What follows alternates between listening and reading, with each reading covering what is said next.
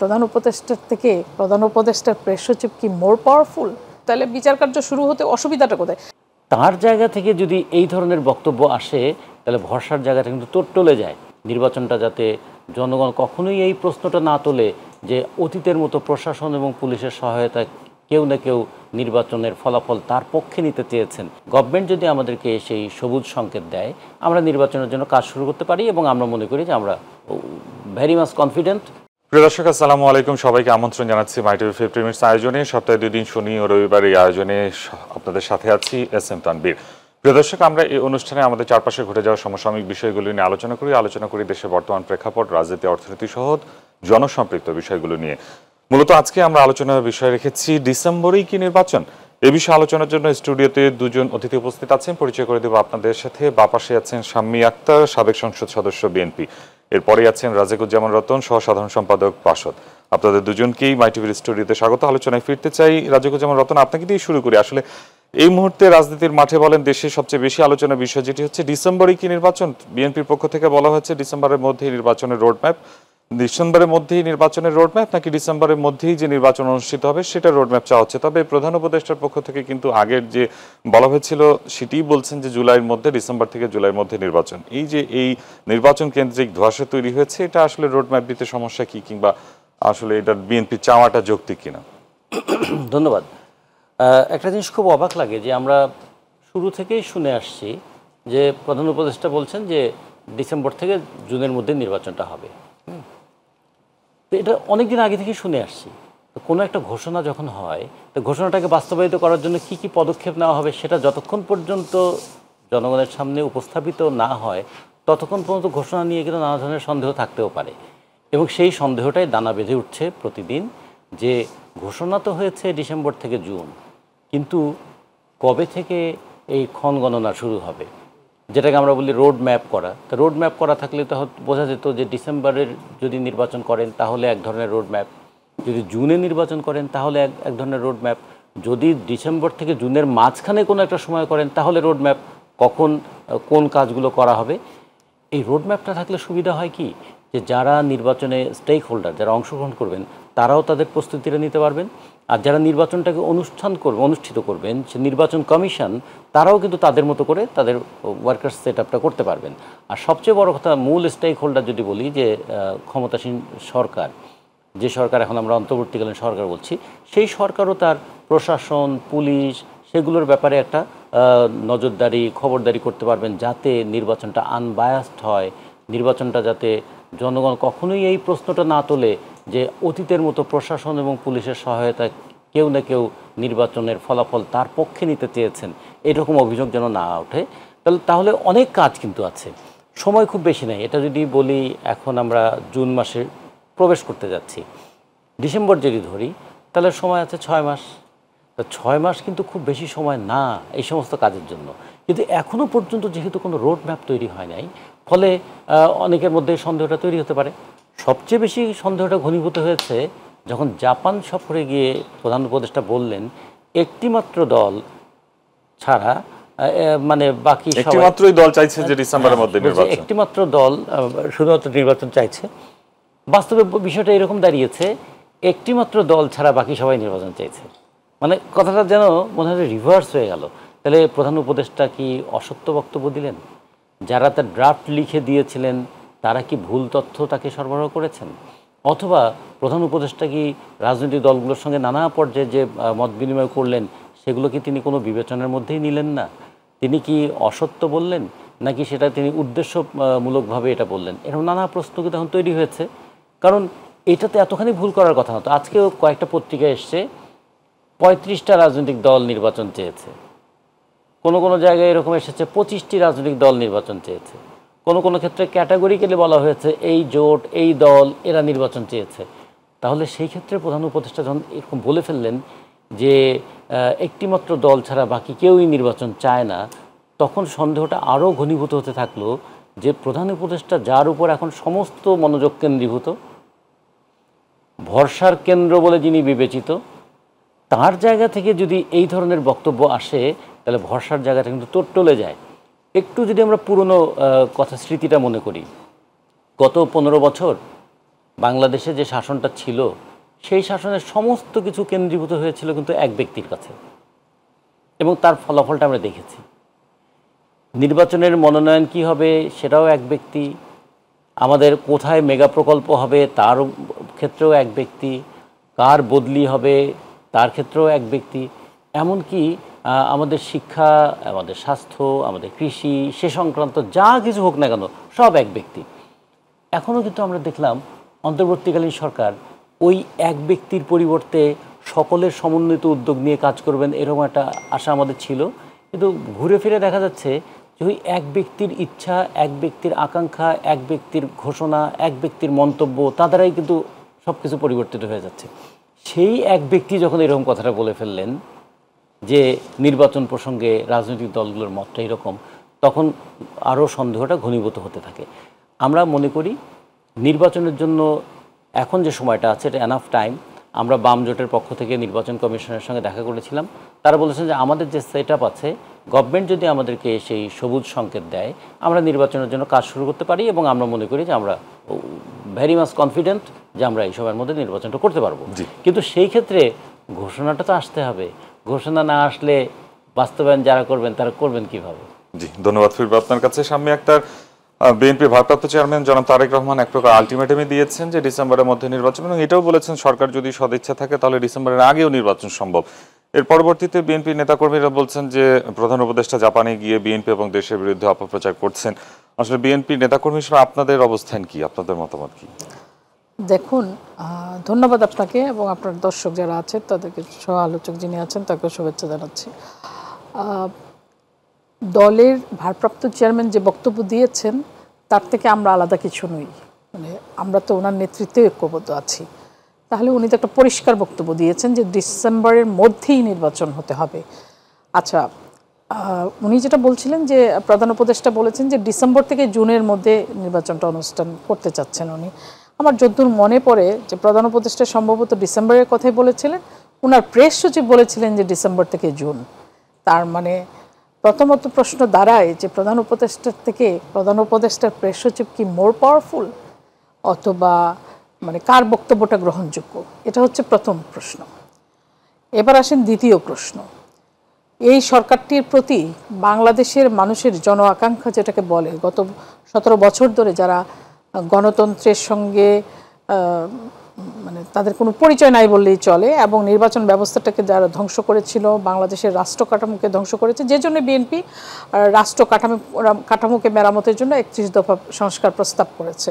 BNP একমাত্র রাজনৈতিক দল যারা পরিষ্কার মানে সংস্কার প্রস্তাব তারা দিয়েছে। তাহলে এই যে তারা সংস্কার প্রস্তাবটি দিল, যে রাষ্ট্র কাঠামোটি ভেঙে চুরমার করে গেল ফ্যাসিস্ট রেজিম, সেই রাষ্ট্র কাঠামোটি সংস্কার মানে করার জন্য তো একটি ইনক্লুসিভ ইলেকশন দরকার, এবং বাংলাদেশের মানুষ যারা গণতন্ত্র বঞ্চিত গত 17 বছর ধরে, যারা ভোটাধিকার প্রয়োগ করতে পারছে না, তাদের তো ভোটাধিকার প্রয়োগের জন্য সেই সুযোগটা করে দিতে হবে। এই যে অন্তর্বর্তীকালীন সরকার যারা এই 5ই আগস্টের পরে, এই যে জুলাই গণঅভ্যুত্থানের পরে দায়িত্ব নিয়েছিলেন, তাদের তো প্রধান কাজ এটাই হওয়া দরকার ছিল যে বাংলাদেশের মানুষ যেই গণ আকাঙ্ক্ষা নিয়ে, যেই গণতন্ত্র ফিরে পাওয়ার আশা নিয়ে তাদের দিকে তাকিয়েছিল, সেটাকে বাস্তবায়ন করা। তারা কি সেই দিকে এগুচ্ছেন? আমার মনে হয় এই জায়গাটায় কোথাও যেন মানে কিছু একটা কাল ক্ষেপণ করে নির্বাচনটাকে বিলম্বিত করাই কি মুখ্য উদ্দেশ্য? এর মধ্যে আমরা দেখলাম যে পদত্যাগ নাটকও হয়ে গেল, এবং যে একটা ন্যাশনাল চিলড্রেন পার্টি তৈরি হয়েছে ওনার ছত্রছায়ায়, ওনার মদদে প্রধান উপদেষ্টার, এই ন্যাশনাল চিলড্রেন পার্টির যারা নেতা, যারা সরকারেও আছেন, সরকারে যারা ভাগ বসিয়েছেন, তারা তো মূলত চাকুরির কোটার জন্য তারা আন্দোলন করেছিলেন। এখন তারা সরকার চালাচ্ছেন। সরকার চালিয়ে তারা কি করছেন? শেখ হাসিনার কাজের ছেলে মহিউদ্দিন জাহাঙ্গীর 17 বছরে করেছিল 400 কোটি টাকা, আর তারা গত 9 মাসে আসিফ মাহমুদের এপিএস করেছে 311 কোটি টাকার দুর্নীতি, নাহিদের এপিএস করেছে 150 কোটি টাকার দুর্নীতি। তাহলে তারা যদি এরকম ধরেন লিমিট ছাড়া সময়ে তারা সরকার চালান, তাহলে তাদের দুর্নীতির মানে মচ্ছবটা কত দূর পর্যন্ত যেতে পারে, সমাজের কোথায় পর্যন্ত বিস্তৃত হতে পারে। তা এই যে সরকারের মদদে একটি দল তৈরি হয়ে গেল, এর মধ্যে আমি কোথায় যেন একটা দেখলাম যে সোশ্যাল মিডিয়াতে উনি বলেছেন যে বাচ্চারা একটা দল করেছে, ছাত্ররা একটা দল করেছে, তাদেরকে একটু সময় দেওয়া দরকার। মানে যাদের নিবন্ধনই নেই, যাদের নিবন্ধন এখন পর্যন্ত হয়নি, যারা ইতিমধ্যে কারাপশনে জড়িয়ে গেছে আখণ্ড, তাদেরকে সময় দিতে হবে আরও কারাপশন করার জন্য, আরও দুর্বৃত্তপনার জন্য। এই জন্যই কি জুলাই অভ্যুত্থান হয়েছিল? মানে এই জন্য মানুষ এত রক্ত দিয়েছে, এত গণহত্যার শিকার হয়েছে বাংলাদেশের মানুষ। এখনও যারা ইনজোর হয়েছে তার মধ্যে 4 জন দেখলাম সেদিন বিষপানে আত্মহত্যা করতে গেল, যাদের চোখ নেই। তো তাদের জন্য জুলাই ফাউন্ডেশন নামে যে একটি ফাউন্ডেশন তারা করলো, সেই ফাউন্ডেশন এই পর্যন্ত কতজনকে সাহায্য দিয়েছে সেটারও তো স্বচ্ছতা থাকা দরকার। যারা ইতিমধ্যে শাহাদাত বরণ করেছেন জুলাই গণঅভ্যুত্থানে, তাদের পরিবার কি সাহায্য পেয়েছে? যারা আহত হয়েছেন তাদের পরিবার কি সাহায্য পেয়েছে বা তারা কি সাহায্য পেয়েছে? আমরা তো ওই যুবকদের বিষপানে আত্মহত্যার দৃশ্য থেকে বুঝতে পারি যে জুলাই গণঅভ্যুত্থানে মানুষের যে গণ আকাঙ্ক্ষা সেটা আসলে আহত হয়েছে, সেটা আসলে শুরুতেই স্বপ্নভঙ্গ হয়েছে আমার কাছে মনে হচ্ছে। তা যেই সরকারটি আপনার একটি নির্বাচন অনুষ্ঠানের কথা বা এটাকে মনোযোগ দেওয়ার কথা, তারা সেইটাকে মনোযোগ না দিয়ে, এবং বিএনপি এই মুহূর্তে একটা মানে বাংলাদেশের মানে এটা হচ্ছে সবচেয়ে লার্জেস্ট পার্টি এই মুহূর্তে, এবং বাংলাদেশের মানুষের কাছেও খুবই জনপ্রিয় একটি দল, যারা বাংলাদেশের মানুষের জন্যই রাজনীতিটা করছে, বাংলাদেশের ভাগ্য উন্নয়নের জন্য রাজনীতি করছে। তাদেরকে ইগনোর করে দেখা গেছে যে আমরা দেখলাম যে 4 দিন 6 দিন লাগে একটা অ্যাপয়েন্টমেন্টের জন্য, অথচ বাচ্চারা গিয়ে বসে থাকে ওনার কাছে। তো উনি কি রাজনৈতিক দল হিসেবে বাংলাদেশ জাতীয়তাবাদী দল বা বিএনপিকে মানে ওনারা কি ইগনোর করছেন কিনা, বা ওনাদের কাছে কি ন্যাশনাল কি বলে চিলড্রেন পার্টিটাই মানে মোর ইফেক্ট মানে মোর মানে কি বলে মানে তার কাছে মানে অ্যাকসেপ্টেবল মনে হচ্ছে এই মুহূর্তে। বাংলাদেশের মানুষ তো তাদের থেকে মুখ ফিরিয়ে নিচ্ছে। বাংলাদেশের মানুষ মনে করে যে তারা কারাপশন করছে, তাদের মানে বয়সের তুলনায় বেশি তারা দুর্বৃত্তপনায় নেমে পড়েছে। জি, ধন্যবাদ ফিরবো আপনার কাছে রাজিকুজ্জামান রতন। আসলে বিগত 15 বছরে যে অবস্থাটা তৈরি হয়েছিল, বিভিন্ন ক্ষেত্রে দুর্নীতি থেকে শুরু করে রাষ্ট্র কাঠামোগুলো ধ্বংস করা হয়েছিল, এবং বিগত 9 মাসে কিন্তু আবার এই ধরনের দুর্নীতির অভিযোগ মাঠে আসছে। তাহলে আসলে এই জাতির ভাগ্য পরিবর্তন হবে কিভাবে? আসলে আবারও কি এরকম সংগ্রাম আন্দোলনের পরিস্থিতি তৈরি হবে? বিএনপি যেমনটি বলছে আসলে ডিসেম্বরকে নির্বাচন ঘিরে এক দফার আন্দোলনে তারা নামবে কিনা, এই ধরনের কথাবার্তা কিন্তু আমরা বিভিন্ন গণমাধ্যমে শুনতে পাচ্ছি। এটা একটা ট্র্যাজেডি এরকম যে শত্রুর বিরুদ্ধে লড়াই করা হয়, লড়াই করতে করতে অনেক সময় শত্রুর দোষগুলো নিজেরাও আয়ত্ত করে ফেলে। এটা ইতিহাসে বহুবার এরকম ঘটনা ঘটেছে, আমরা দেখেছি। ফলে এই ক্ষেত্রে নিয়মটা হলো, সাধারণভাবে নিয়মটা হলো যে শত্রুর বিরুদ্ধে লড়াই করতে গিয়ে যে নৈতিক বোধটা জেগে ওঠে, সেই নৈতিকতাটাকে ধারণ করবার জন্য একটা জবাবদিহিমূলক ব্যবস্থা করতে হয়। যেমন আমরা দুর্নীতি আমাদের শত্রু ছিল, দুর্নীতিবাজদের বিরুদ্ধে আমরা লড়াই করেছি। দমনপীড়ন আমাদের শত্রু ছিল, দমনপীড়নকারীদের বিরুদ্ধে আমরা লড়াই করেছি। টাকা পাচার আমাদের দেশে একটা সমস্যা ছিল, টাকা পাচারকারীদের বিরুদ্ধে আমরা লড়াই করেছি। আর যারা নির্বাচন দিতে চায়নি, নির্বাচনের কথা শুনলেই যারা অনেকটা বিরক্ত হয়ে উঠতেন এবং নির্বাচনের বিপরীতে উন্নয়নকে দাঁড় করিয়ে উন্নয়নের সমর্থক হিসেবে লুণ্ঠনকে প্রতিষ্ঠা করেছিলেন, তার বিপরীতে একটা কথা ছিল যে হ্যাঁ, উন্নয়ন চাই, তার সঙ্গে সঙ্গে গণতন্ত্রও চাই। উন্নয়নটা কার হচ্ছে, কিভাবে হচ্ছে, কত টাকায় উন্নয়ন হলো, এবং উন্নয়নের নামে আবার কিছু দুর্নীতিও হলো কিনা, এটা দেখবার জন্য একটা গণতান্ত্রিক পদ্ধতি চাই। এই সমস্ত কিছু কিন্তু কেন্দ্রীভূত হয়েছিল যে সরকার ক্ষমতায় আছে সেই সরকার কোনোভাবেই জনগণের আকাঙ্ক্ষাগুলোকে পূরণ করতে পারছে না, ফলে তাকে ক্ষমতা থেকে যেতেই হবে। ক্ষমতা থেকে তার যাওয়ার আর কোনো পথ খোলা ছিল না, যেহেতু নির্বাচন করলে তিনি তার মতো করেই নির্বাচন করে নেবেন। 14তে প্রমাণিত হয়েছে, 18তে প্রমাণিত হয়েছে, 24-এ প্রমাণিত হয়েছে। এমনকি এমন একদল মানুষ তার সঙ্গে যুক্ত হয়েছিল, দুঃখের সঙ্গে খেয়াল করে দেখবেন যে এত হত্যা, এত দুর্নীতি, এত লুণ্ঠন হলো, কেউ কিন্তু একবারও বলল না যে আমরা দুঃখিত, জনগণের টাকা আমরা নয়ছয় করেছিলাম, এর জন্য আমরা দুঃখিত। এটা অনেক কিছু আমাদের স্বভাবদোষে হয়েছে, অনেক কিছু আমাদের অজ্ঞতার কারণেও হয়েছে। আমরা দুঃখিত, জনগণের এতখানি ক্ষতি, এত টাকা, এত রক্ত, এত অশ্রু, এত সংকট, এগুলোর জন্য আমরা দুঃখিত। কেউ কিন্তু বলে নাই, বরঞ্চ তারা জাস্টিফাই করছে প্রতি মুহূর্তে তারা যা করেছিলেন ঠিকই করেছিলেন। এখন এই জাস্টিফিকেশনটাকে আরও মোর জাস্টিফাইড করলো কারা? গত 9 মাসের সরকার। 9 মাসের সরকার এমনভাবে দেশটা পরিচালনা করলো, এত বড় আকাঙ্ক্ষা তার মনে হয় আমরা অপমৃত্যু হতে দেখলাম। আজকে যখন যদি প্রশ্ন ওঠে অন্তর্বর্তীকালীন সরকারের সঙ্গে যুক্ত যারা, তারাও দুর্নীতির সঙ্গে যুক্ত, তখন তো ওই দুর্নীতিবাজরা গলা উঁচিয়ে কথা বলবে, তাহলে আমরা কি দোষ করেছি? মানে পতিত স্বৈরাচারকে প্রাসঙ্গিক করে তুলছে বর্তমানের এই কর্মকাণ্ডগুলো। আমাদেরকে অনেকে খেয়াল করে দেখবেন, একসময় আমরা যখন আওয়ামী লীগের শাসনামলের বিরোধিতা করতাম, আমাদেরকে নানাভাবে ট্যাগ দেওয়া হতো, নানাভাবে কালিমা লিপ্ত করার চেষ্টা করা হতো, যে কখনো আমরা মানে স্বাধীনতা বিরোধী, কখনো আমরা রাজাকারদের দোসর, এরকম কথা বলা হতো। মূলত দেখবেন রাজাকারদের সম্পর্ক তাদের সঙ্গেই ঘনিষ্ঠ ছিল, এবং এখন তাদের আঁচলের তলা থেকে অনেক রাজাকার বেরিয়ে আসছে, সেগুলো আমরা দেখছি। তারা নিজেদের আঁচলের তলায় রাজাকার রেখে আমাদেরকে আবার এই সমস্ত ট্যাগ তারা দিত। এখন ঠিক উল্টাটাই হয়েছে। এখন যদি এই সরকারের 10 মাসের কর্মকাণ্ড নিয়ে কোনো একটা আলোচনা করতে চান, দুইটা প্রশ্ন আপনার সামনে আসবে। 15 বছর কোথায় ছিলেন? 15 বছর যে রাস্তায় এত কিছু করলাম সব ভুলে গেল, মানে ওরা রাবার দিয়ে মুছে ফেলার মতো সব মুছে ফেলে দিতে চাইলো। 1। 2 নম্বর হচ্ছে যে তাদেরকে ফ্যাসিস্টের দোষর, এরা ফ্যাসিস্টদেরকে রক্ষা করার জন্য বর্তমান সরকারকে সমালোচনা করছে। আর একটা বিষয় খুব খেয়াল করার মতো, আওয়ামী লীগ শাসনামলে সুষ্ঠু অবাধ গ্রহণযোগ্য নির্বাচন চাইলে সামনে যখন উন্নয়নের মূল্য ঝোলানো হতো, আর এখন অবাধ সুষ্ঠু নির্বাচনের কথা বললে সংস্কারের লাঠি দেখানো হচ্ছে। জি, আলোচনায় একটা বিরতি নিয়ে ফিরবো আবার। প্রিয় দর্শক, অনুষ্ঠানের পর্যায়ে একটা বিরতি নিচ্ছে, আমাদের সাথে থাকুন।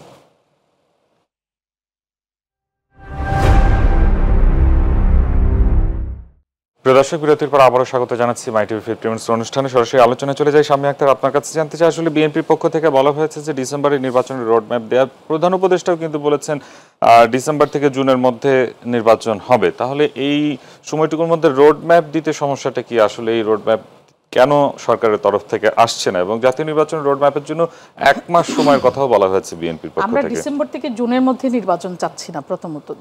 দ্বিতীয়ত হচ্ছে, আমরা শুরু থেকেই বলছি যে ডিসেম্বরের মধ্যেই আমরা নির্বাচন চাচ্ছি। আপনি দেখেন এখন যেরকম এই যে বৃষ্টি হচ্ছে বর্ষার সিজনে, এরকম সিজনে আসলে একটা নির্বাচন অনুষ্ঠান করা, জাতীয় নির্বাচন অনুষ্ঠান করা অনেকটা টাফ হয়ে যায়। সেই জন্য ডিসেম্বর নির্বাচন, বাংলাদেশে অতীতে যে নির্বাচনগুলো হয়েছে মোস্টলি দেখা গেছে যে এগুলো ডিসেম্বরের দিকেই হয়, ডিসেম্বর বা জানুয়ারির দিকে হয়। তো প্রধান উপদেষ্টা যেহেতু বলেছিলেন ডিসেম্বরের মধ্যেই উনি নির্বাচন করবেন, সেই ক্ষেত্রে ওনার সমস্যাটা কোন জায়গায়? তা যদি বলেন যে সংস্কারের কথা, বিএনপি তো বলেনি যে বিএনপি সংস্কার চায় না। বিএনপি বলেছে বিএনপিও সংস্কার চায়, সংস্কার কাজটা তারা শুরু করে যাবেন, পরবর্তী নির্বাচিত সরকার এসে এটাকে সম্পন্ন করবে। বিচার কার্য ইতিমধ্যে 10 মাসে আমরা কি দেখেছি যে আশাব্যঞ্জক কোনো বিচার কার্যে তারা হাত দিয়েছেন? যারা গণহত্যা করেছে তাদেরকে কি মানে দাঁড় করানো হয়েছে সেই বিচারের কাঠগড়ায়? এবং ক্যান্টনমেন্টে যারা, এই যে তালিকাও প্রকাশ হয়েছে যে কতজন যে ছিলেন, তারা মানে কোথায় কে মানে কিভাবে দেশের বাইরে চলে গেলেন। এবং একটু আগে আমি যেটা বললাম যে আসিফের এপিএস যে 311 কোটি টাকার দুর্নীতি করলো, তার এনআইডি ব্লক করা হয়েছে, তাকে বিদেশ যেতে বাধা দেওয়া হয়েছে।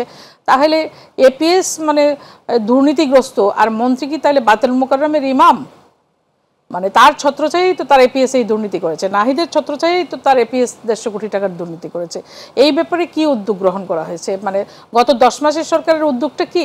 এবং পূর্ববর্তী যেই ফ্যাসিস্ট সরকারটি আমাদের রাষ্ট্র ক্ষমতা আঁকড়ে ছিল, তারা যেই গণহত্যা করেছে, তারা যে দুর্নীতি করেছে, তারা যে লুণ্ঠন করেছে, এই লোপাটকৃত অর্থ তারা বিদেশে পাচার করেছে, সেগুলো নিয়ে এই সরকার কি উদ্যোগ গ্রহণ করেছে বা বিচার কার্য শুরু হয়েছে? বিএনপি তো বারবার বলেছে যে ট্রাইব্যুনালের সংখ্যা আরও বাড়ানো হোক, বিচার কার্য শুরু করা হোক। তাহলে বিচার কার্য শুরু হতে অসুবিধাটা কোথায়? এবং আমি এটা মনে করি যে সংস্কার এবং নির্বাচন দুইটা কন্ট্রাডিক্টরি কোনো বিষয় নয়। আপনি সংস্কার কাজও করতে পারেন, এবং সংস্কার তো একটি চলমান প্রক্রিয়া। আপনি করলেন আর শেষ হয়ে গেল, মানে কিয়ামত পর্যন্ত মানে ইউ আর সিকিউরড, এটা তো বিষয়টা তো এরকম না। আপনি যে কোনো সময় যে কোনো পরিবর্তন গণমানুষের আকাঙ্ক্ষা অনুযায়ী আপনাকে করতে হতে পারে, বা রাষ্ট্র পরিচালনার ক্ষেত্রে কোনো পরিবর্তন আনতে হতে পারে। তো সেইটা তো একটা চলমান প্রক্রিয়া, এই সংস্কারটা একটা চলমান প্রক্রিয়া। তো এই চলমান প্রক্রিয়াটা আপনি এমন একটা ভাব করছেন যেন আপনি সব কিছু সিকিউর করে দিয়ে যাবেন দেশের জন্য, জাতির জন্য, আর কেউ কিছু করতে পারবে না। বিএনপি বারবারই বলেছে যে বিএনপি সংস্কার চায়, বিএনপি গণহত্যার বিচার চায়, এবং বিএনপি এটাও বলেছে যে বাংলাদেশের মানুষ যদি তাদেরকে রাষ্ট্র পরিচালনার দায়িত্ব দেয়, তারা দায়িত্ব পেলে এই যে 17 বছরে যত হত্যা, গুম, খুন হয়েছে এগুলোর বিচার তো করবেই, এবং সর্বোপরি জুলাইয়ের যে গণহত্যা হয়েছে সেটির বিচার কার্যও তারা সম্পন্ন করবে তারা দায়িত্ব পেলে। তাহলে সমস্যাটা কোন জায়গায়? এখন যারা সরকারকে বুদ্ধি পরামর্শ দিচ্ছেন, যারা সরকারকে মানে সরকারের আশেপাশে থাকেন, তাদের কি এইটা প্রবলেম যে বাংলাদেশের মানুষ বিএনপিকে অনেক বেশি পছন্দ করে?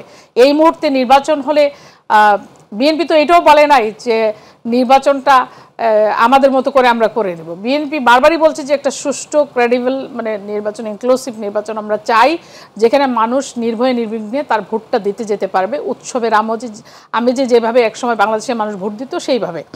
তো সেই রকম একটি ফ্রি, ফেয়ার অ্যান্ড ক্রেডিবল ইলেকশনের জন্য বিএনপি যেখানে বারবার তাগাদা দিচ্ছে, সেইখানে সেই নির্বাচনটি অনুষ্ঠান করতে সমস্যাটা কোথায়? যেটা যে রতন ভাই বলছিলেন যে ওনারা নির্বাচন কমিশনে গিয়েছিলেন, দেখা করেছেন, তারাও বলেছে যে তারা প্রস্তুত আছে একটা নির্বাচন অনুষ্ঠানের জন্য। তাহলে সমস্যাটা কোন জায়গায়? পুলিশের সমস্যা, নাকি মানে অন্য কোনো বাহিনীতে সমস্যা, নাকি সরকারের সমস্যা, নাকি সরকারকে যারা পরামর্শ দিচ্ছেন তাদের মধ্যে সমস্যা?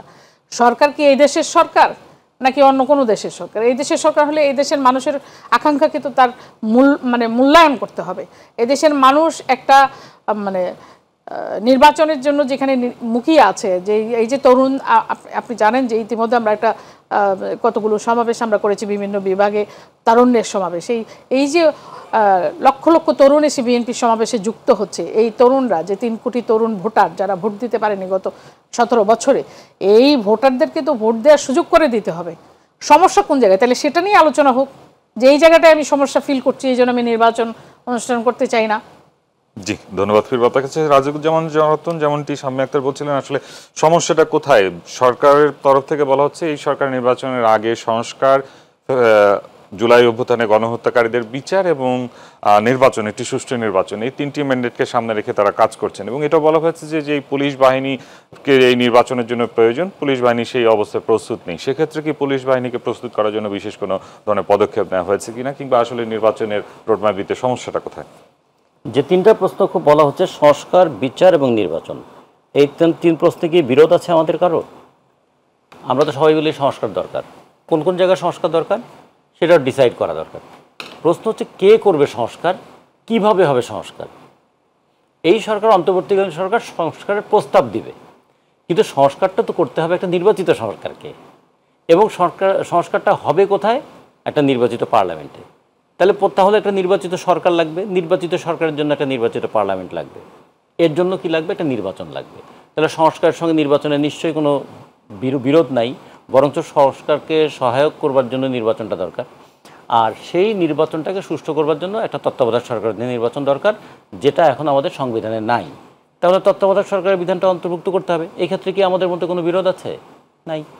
আচ্ছা, অন্তর্বর্তী সরকার যে আছেন, এই সরকার তো সংবিধান সম্মত নয়, কিন্তু এই সরকারটা নৈতিক শক্তির উপর দাঁড়িয়ে আছে। কি? গণ অভ্যুত্থানের নৈতিক শক্তির উপর দাঁড়িয়ে আছে।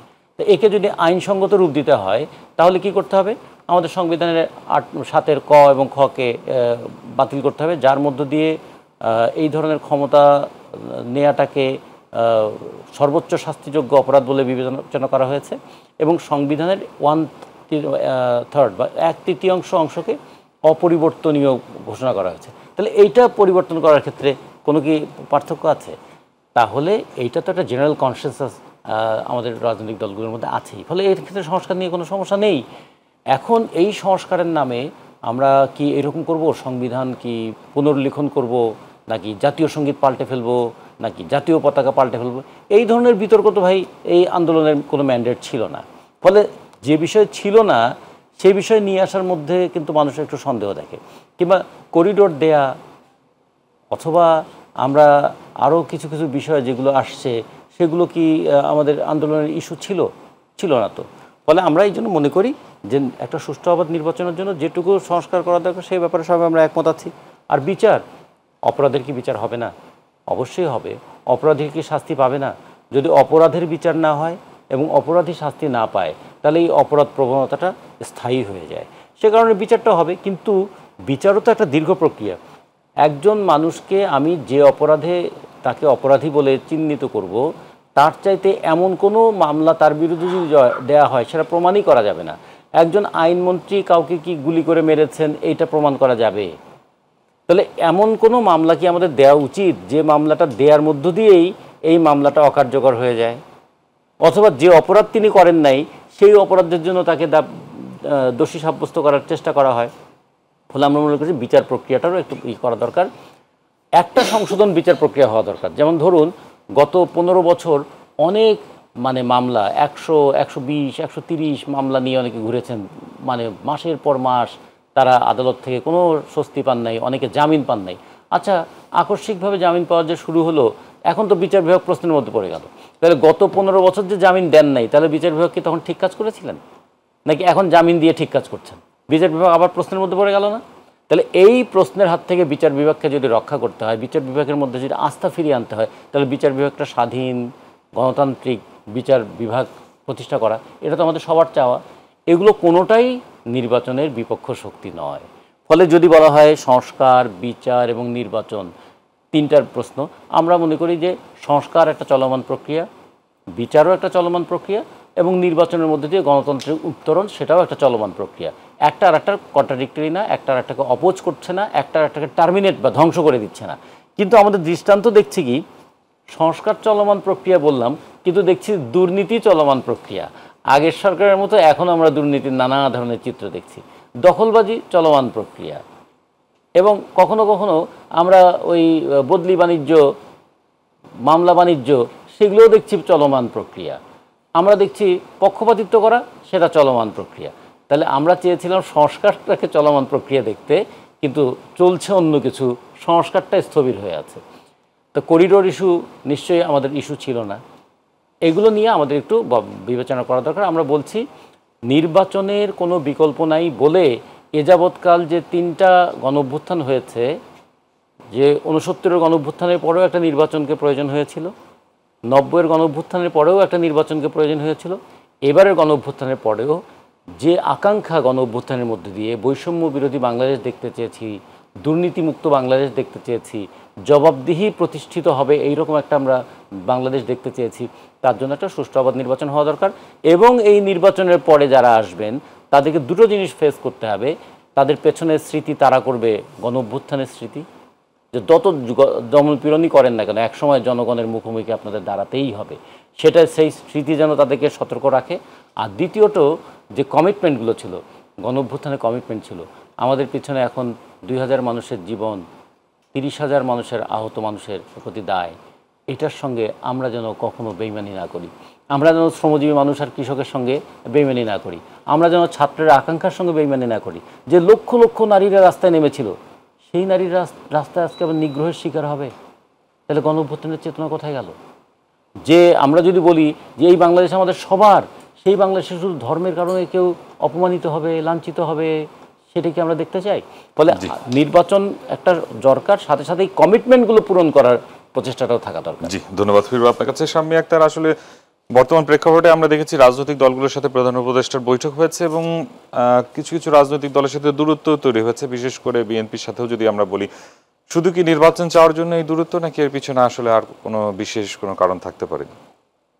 বিশেষ কোনো কারণ তো আর দেখতে পাচ্ছি না। বিএনপি এই মুহূর্তে বাংলাদেশের মানুষের গণতান্ত্রিক অধিকার ফিরিয়ে আনতে চায়, এটা নিয়েই বিএনপি কাজ করছে। সরকার তো বলছে সংস্কার, নির্বাচন এবং জুলাই অভ্যুত্থানে হত্যার জন্য, এই হত্যার বিচারের জন্যই আসলে এই সময়টা প্রয়োজন এবং পরবর্তীতে নির্বাচনের কথা বলা হচ্ছে। দেখুন, সময় দরকার বলে আপনি সময় ক্ষেপণ করবেন। গত 10 মাসে বাংলাদেশকে একটি গণতান্ত্রিক প্রক্রিয়ায় উত্তরণের জন্য যে পদক্ষেপটা নেওয়া দরকার ছিল, এই সরকার কি তা নিয়েছেন? সেরকম কোনো কিছু কি আপনার চোখে অন্তত পড়েছে? আমার চোখে পড়েনি। কারণ তারা ওই প্রধান উপদেষ্টা বলেছেন ডিসেম্বরের মধ্যে নির্বাচন, আর তার প্রেস সচিব বলেছেন জুনের মধ্যে নির্বাচন। ওই জায়গার মধ্যেই তারা আটকে আছেন। আমরা তো এটাও জানি যে কোনো পার্লামেন্ট মেম্বার যদি অন্য দেশের নাগরিক হয় বা পাসপোর্ট হোল্ডার হয়, তাহলে তার পার্লামেন্ট মেম্বারশিপ থাকে না। তাহলে এই সরকারের যে 17 জন বিদেশি নাগরিক আছেন, এবং বিশেষ করে প্রতিরক্ষা উপদেষ্টা যিনি যে নাগরিক আছেন, তারা মূলত বাংলাদেশের স্বার্থ কি সংরক্ষণ করছেন নাকি অন্য কোনো দেশের হয়ে কাজ করছেন, সেটাও তো একটা বড় প্রশ্ন হয়ে দাঁড়িয়েছে এখন। তারা কিভাবে এই সরকারে তাহলে তাদের অবস্থান নিলেন?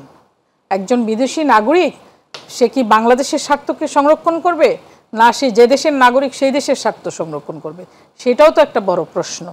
বিএনপির সঙ্গে বিরোধের ব্যক্তিগত কোনো সমস্যা তো বিএনপির সঙ্গে প্রধান উপদেষ্টার নেই আমার জানা মতে, হওয়ার কথাও না।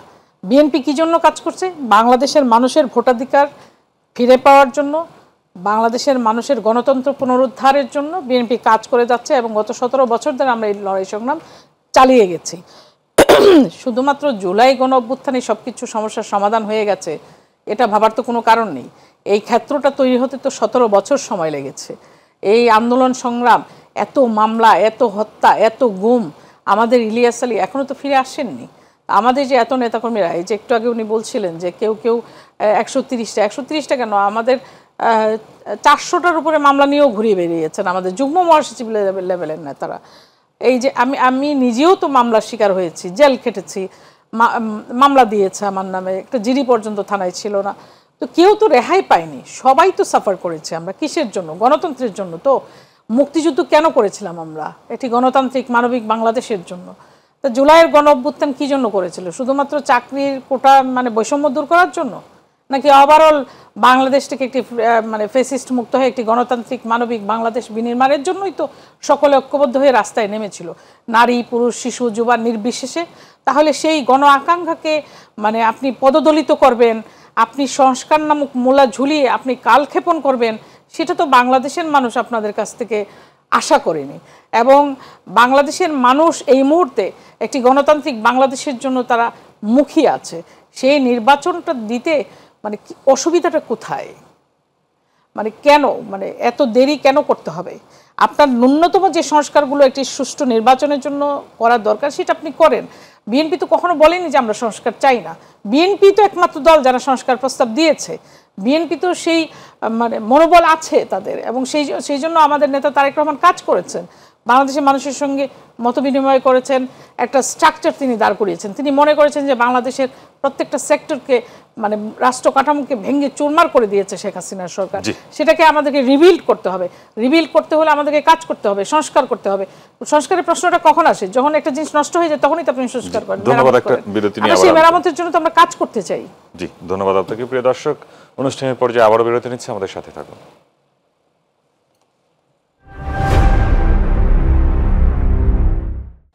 প্রিয় দর্শক, বিরতির পর আবারও স্বাগত জানাচ্ছি মাই টিভি 50 মিনিটস আয়োজনে। আলোচনায় ফিরে যেতে চাই সরাসরি রাজিকুজ্জামান রতন আপনাকে দিয়ে শুরু করি। 4 দিনের রাষ্ট্রীয় সফর শেষে প্রধান উপদেষ্টা ঢাকার পথে কিংবা ঢাকা পৌঁছেছেন এমনটি আমরা জেনেছি।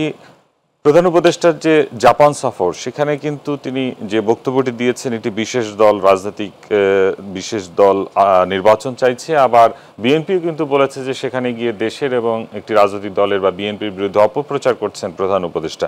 আসলে এই জাপান সফরকে ঘিরে বাংলাদেশের অর্জন কি, এই সফরটা সম্পর্কে আমাদেরকে একটু যদি বলতেন। আমাদের দেশের রাষ্ট্রপ্রধান যখন কোনো একটা বিদেশে যান, সফরে যান, তখন তার সামনে কি টার্গেট থাকে? যে রাষ্ট্রের সর্বোচ্চ স্বার্থটাকে রক্ষা করা এবং রাষ্ট্রের ভাবমূর্তিটাকেও রক্ষা করা। কারণ তার উপস্থিতি দিয়ে কিন্তু গোটা দেশ মানে হয়, প্রতিনিধিত্ব করে আর কি। ফলে সেখানে গিয়ে তার এই ধরনের বক্তব্য রাখাটা আসলে কতটুকু প্রয়োজন ছিল, অথবা কি দরকারে তিনি করেছিলেন, এবং এর মধ্যে দিয়ে রাষ্ট্রের ভাবমূর্তি বা তার দায়িত্বপূর্ণতা কীভাবে তিনি প্রতিষ্ঠিত করলেন, সেটা অনেক ধরনের ব্যাখ্যা আসবে। কিন্তু আমরা মনে করি যে এটা আসলে খুব বেশি প্রয়োজন ছিল না। কি প্রয়োজন ছিল?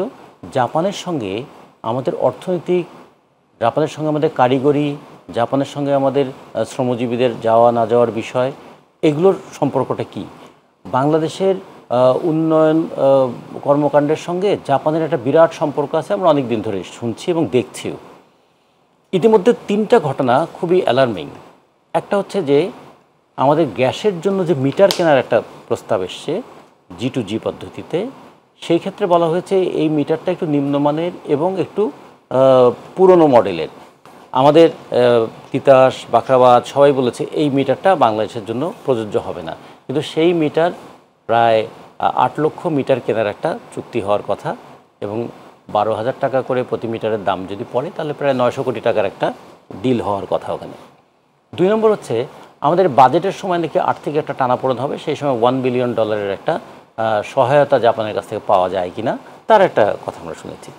তৃতীয়ত, বহুদিন ধরে আমরা শুনছি যে জাপানে প্রচুর শ্রমজীবী মানুষ দরকার, কারণ জাপান হচ্ছে এমন একটা দেশ যে দেশের জনসংখ্যা প্রতিদিন কমছে।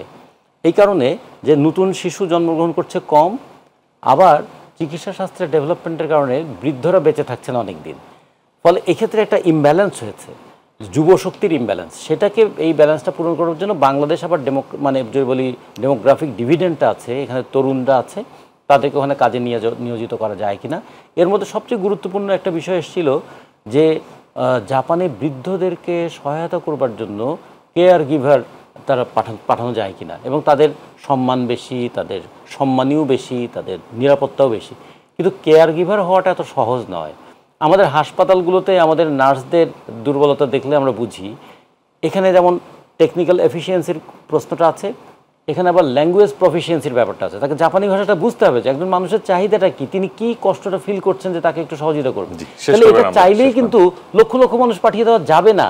ফলে এখন যদি বলে 5 লক্ষ মানুষ পাঠাবো, এটা শুনতে খুব ভালো লাগবে, কিন্তু এটা বাস্তবায়নটা খুবই কঠিন ব্যাপার। ফলে আমরা মনে করি যে জাপান সফরের মধ্য দিয়ে যা অর্জন হয়েছে নিশ্চয়ই তিনি বলবেন, কিন্তু জাপান সফরে অর্থনৈতিক রাজনৈতিক অর্জনের চাইতেও মনে হলো ওইখানে গিয়ে বাংলাদেশের রাজনৈতিক পরিস্থিতিটাকে একটু ব্যাখ্যা করার চেষ্টা করেছেন। এটা আসলে আমাদের মনে হয় এটা খুব বেশি দরকার ছিল না। জি, ধন্যবাদ শাম্মী আক্তার। অনুষ্ঠানের শেষ পর্যায়ে আমরা সংক্ষিপ্ত আকারে আমাদের বলতেন, আমির খসরু বলেছেন দেশের সমস্যা বারবার বাহিরে গিয়ে বলে লাভ নেই।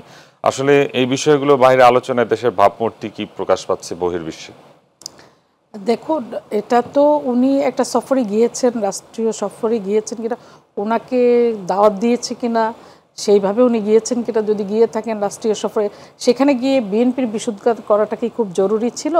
আচ্ছা, উনি যেটা বলেছেন যে একটি মাত্র রাজনৈতিক দল নির্বাচন চায়, আমরা তো জানি বিএনপির সঙ্গে যারা যুগপৎ আন্দোলন করেছে গত 17 বছর ধরে, যারা আমাদের সঙ্গে আন্দোলন করেছে, সেই প্রত্যেকটি দলই নির্বাচন চায়। তাহলে উনি যে কথাটি বললেন অসত্য কথা, উনি যে বিদেশের মাটিতে বসে বললেন, তাতে উনি দেশের ভাবমূর্তি কোথায়, মানে কোন জায়গায় নিয়ে গেলেন, এবং ওনার উদ্দেশ্যটা কি উদ্দেশ্য উনি সেখানে, এটা তো আলোচ্য বিষয় নয়। জাপানের সঙ্গে এটা কি দ্বিপাক্ষিক আলোচনার বিষয় যে কোন দল বাংলাদেশে নির্বাচন চাইছে বা কোন দল চাইছে না এটা বলা? তার মানে হচ্ছে উনি উদ্দেশ্য প্রণোদিতভাবে এটি বলেছেন। এটি বলা আমার মনে হয় যে ঠিক হয়নি, কারণ এটা বাংলাদেশের ভেতরের আভ্যন্তরীণ বিষয়। বাংলাদেশের নির্বাচন নিয়ে বাংলাদেশের বিবদমান রাজনৈতিক দলগুলোর সঙ্গে আলোচনাটা মানে সমীচীন ছিল, সেটা বাইরে গিয়ে আলোচনা করার মতন কোনো বিষয় আমার মনে হয় না। ওখানে গিয়ে ওটা বলে উনি কি লাভ করেছেন সেটা উনিই ভালো বলতে পারবেন, বা সেটা দেখার জন্য আমাদেরকে আরও কিছুদিন অপেক্ষা করতে হবে জাতির সামনে, তাহলে নিশ্চয়ই খোলাসা হবে যে উনি ওটা বলে কি লাভ করলেন বিদেশের মাটিতে। এখন উনি যেটা বললেন যে অন্যান্য রাজনৈতিক দল নির্বাচন চায় না, উনার তৈরি, উনার জন্ম দেওয়া ন্যাশনাল চিলড্রেন পার্টি ছাড়া আর সকলেই তো নির্বাচন চায়। কে চায় না? যারা আমাদের সঙ্গে যুগপৎ আন্দোলনে ছিল তারা সকলেই তো নির্বাচন চায়। ওনার মুষ্টিমেয় উপদেষ্টা যারা বিদেশের নাগরিকত্ব নিয়ে বসে আছেন তারা নির্বাচন চায় না? তারা দেশের স্বার্থ কতটা আগে দেখে সেটাও তো খতিয়ে দেখতে হবে আমাদেরকে। বাংলাদেশের মাটিতে বসে বাংলাদেশকে নিয়ে কাজ করবেন তো সবার আগে তো আপনাকে বাংলাদেশের নাগরিকত্ব নিতে হবে। আপনি অন্য দেশের নাগরিকত্ব নিয়ে এই দেশে এসে ক্ষমতার চেয়ারে বসে থাকবেন, আর বসে আপনি মানে গিটার বাজাবেন যে আমি কিয়ামত পর্যন্ত ক্ষমতায় থাকবো। তো বাংলাদেশের মানুষও তো আন্দোলন সংগ্রাম করেই তারা মুক্তিযুদ্ধ করেছে, যত আন্দোলন সংগ্রাম করেছে তারা আন্দোলন সংগ্রাম করেই তাদের গণতন্ত্রকে রিএস্টাবলিশ করেছে। তা কাজেই বাংলাদেশের মানুষকে যদি মনে করেন যে গিটার হাতে ধরিয়ে দিবেন, সংস্কারের গিটার, আর সেটা নিয়ে বসে বসে তারা বাজাবে, এটা ভাবার কোনো কারণ নাই। বাংলাদেশের মানুষ সময় হলে রাস্তায় নেমে আসবে, দরকার হলে প্রয়োজনে আন্দোলন করবে, সংগ্রাম করবে, দাবি আদায় করে নেবে। নির্বাচন ব্যতীত কোনো সমস্যার সমাধান হবে না। বাংলাদেশে নির্বাচন, ইনক্লুসিভ নির্বাচন, ক্রেডিবল নির্বাচন, এবং হতেই হবে এই নির্বাচন, এবং ডিসেম্বরের মধ্যেই হতে হবে। এটাই আমাদের বিএনপির দাবি, এটাই ওনাদেরকে মেনে নিতে হবে। জি, ধন্যবাদ আপনাদের দুজনকে, অসংখ্য ধন্যবাদ। আমরা অনুষ্ঠানে একবারই শেষ পর্যায়ে প্রিয় দর্শক আলোচনা করছিলাম ডিসেম্বরে কি নির্বাচন আসলে, নির্বাচন নিয়ে রাজনৈতিক দলগুলো যে চাওয়া, পাশাপাশি প্রধান উপদেষ্টা তার আগের অবস্থানেই আছে ডিসেম্বর থেকে জুনের মধ্যে নির্বাচন। তবে এই রোডম্যাপ দিলে হয়তো বা কিছুটা ধোঁয়াশা কাটতে পারে, এবং সকল রাজনৈতিক দলের সাথে আলোচনা করে সরকার একটি সঠিক এবং গণতান্ত্রিক প্রক্রিয়ায় ফিরে যেতে সুষ্ঠু নির্বাচন দিবে সেই প্রত্যাশা রেখে শেষ করছে আজকের অনুষ্ঠান। এতক্ষণ সঙ্গে থাকায় ধন্যবাদ সবাইকে, শুভরাত্রি।